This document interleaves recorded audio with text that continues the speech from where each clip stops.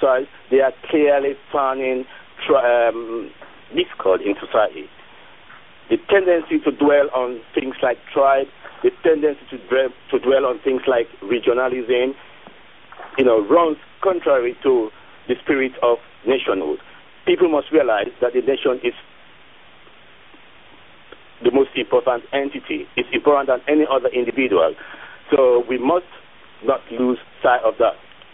The media has got a role also to promote or preserve the democracy that has been, won by the people of Sierra Leone over the past 15, 20 years.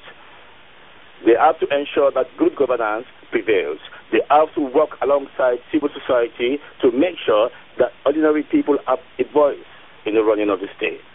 Also, the media, among its many challenges, has got the task to expose corruption in Sierra Leone. As I speak to you, members of the public, everyone is very much aware of the ranked nature of corruption in Sierra Leone, very much at the expense of poor people. That needs to be tackled. The media must take a lead in that. As of now, that seems a distant goal for them, for most of them. Development challenges need to be channeled, need to be identified and channeled by the media in Sierra Leone. As of now, we always tend to side with people that line our pockets or make sure we are comfortable. We don't seem to seek the overall interest of the masses. And unless and until we are able to put people first, the people of Sierra Leone, the vulnerable, the poor, the jobless, and the young, then everything we've ever fought for will still remain an elusive dream. All right. Thank you, Mr. Madujimi. From what I've gathered, you're talking about how journalists can promote peace, but as well as exposing corruption without being biased. Basically, they have to be very fair in what they do. But how can they achieve this? This is where I will turn to the ex-president of the Sierra Leone Association of Journalists. Mr. Umar Fofana, is it easy to achieve some of the fight?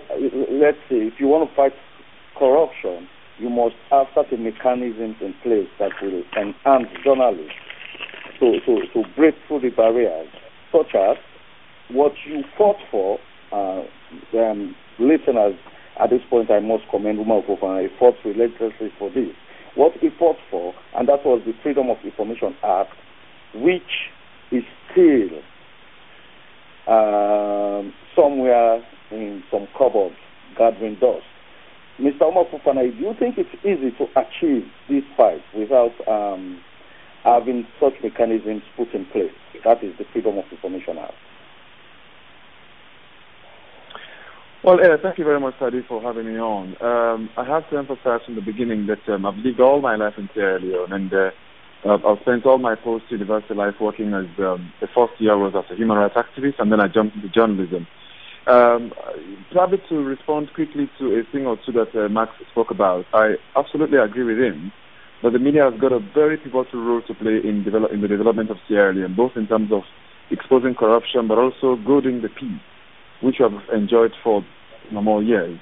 And the tendency is that we tend to forget about peace simply because we have it. And by the time we don't treat it with fragility, then we lose it. And I hope we don't. The issue also about corruption in the media, or the media exposing corruption that Max spoke about, it is a tragedy in Sierra Leone that when the media reports on corruption cases in court, it does so largely with its own personal interest.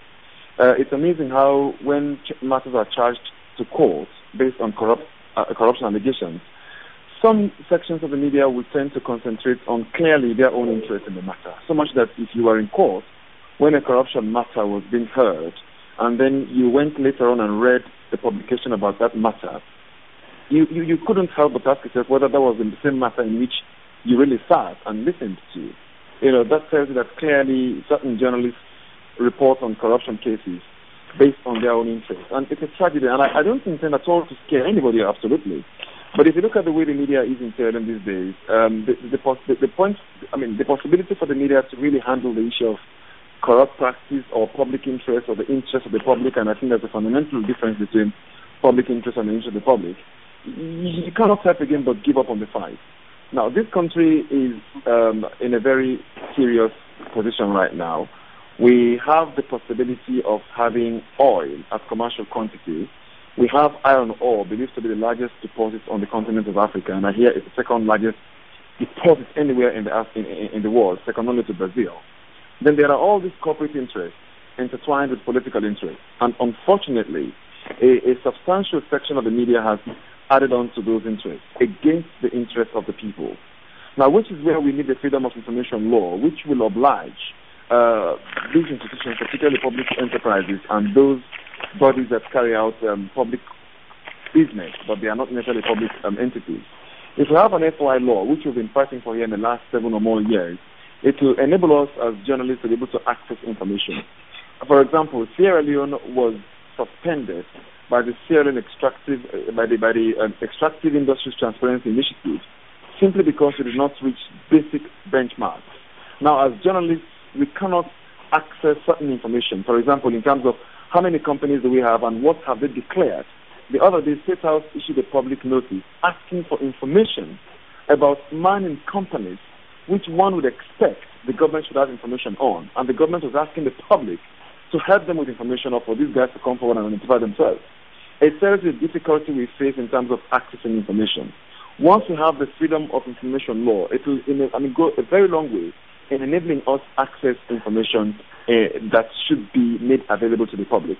Unfortunately, despite repeated assurances, we still do not have this, and it will seem that members of the former parliament did not even have a clue about the content of this bill. And I say so with no compunction, because many a time I discuss with some of them, and they would tell me, oh, we are not going to allow you journalists to ask us about personal information, such as how many wives have we, how many, blah, blah. And then I said to them, this law is not going to give anyone the right to ask you about your personal information. And the reason they were saying that was because they were completely bereft of the content of this bill, meaning they had not read it. And I believe that the earlier into law, the better for not just journalists in terms of accessing information, but even for non-journalists who are citizens of Sierra Leone. Right.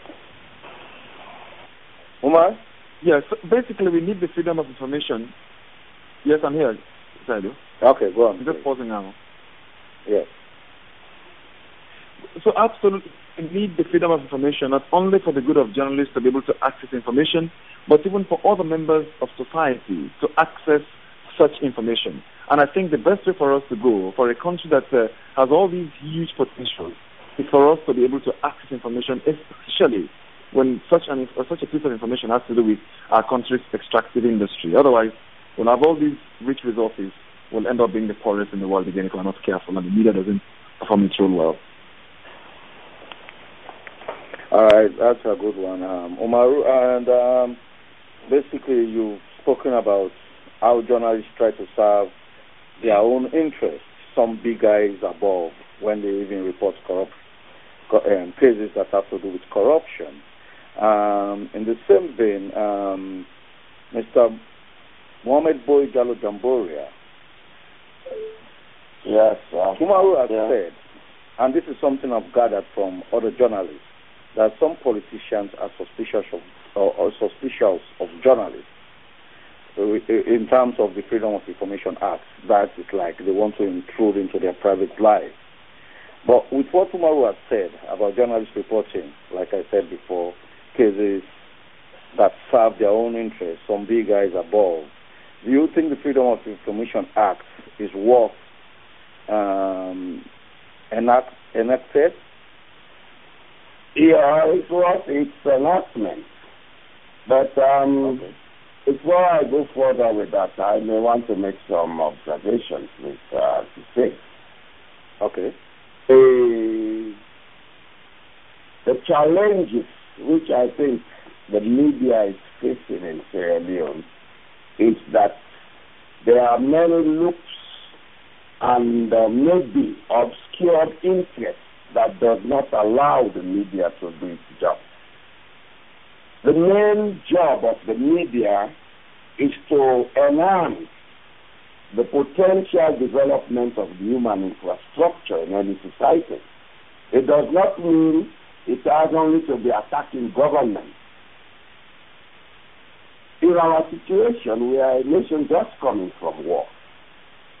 Apart from coming from war, we need a lot of investment into the human infrastructure such that we can be able to build what we call nationhood. As far as I see the media, I'm taking the media not only to mean print and broadcast media, but even social media, which most of us use every day. The media is failing in its challenges in Sierra Leone. Now, if I can go back to the Freedom of Information Act, all over the world, governments, I think about 62 or more countries, about 69 to be exact, have approved and are using this Freedom of Information Act. Where I live in Norway, there is freedom of information. I can access any information. It does not only pertain to the press or the media. It is, by definition, allowing access of the general public to data held by a national government. So I see no reason why politicians should not allow this act. But at the same time, if we look at the media in Sierra Leone, if we look at some of the ways things are published, I think that is what is bringing this fear. There is a break of confidence in between the press or the media and those in authority. Because it's like they think if we allow this thing, they are going to use it against us. And the media, on the other hand, believes that when we have this law, we shall kill these guys. That is not the attitude we should be looking at.